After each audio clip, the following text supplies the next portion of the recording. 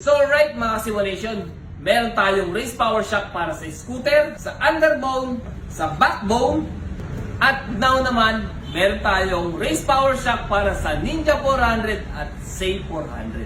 Open na natin to. Pag inopen natin yung box, warranty card kagad yung makikita. Meron siyang dalawang clamp na may kasama ng mga bolt. At ito na guys yung ating race power shock na pang Say 400 at Ninja 400.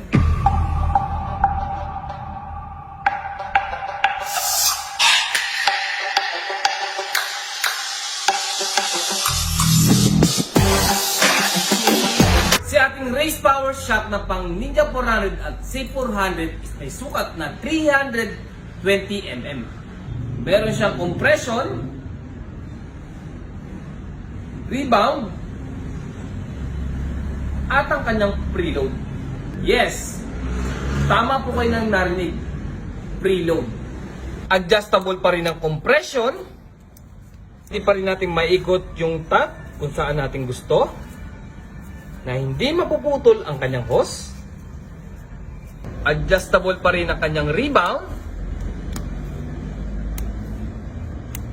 At ang pinaka-espesyal sa race power shock na ito guys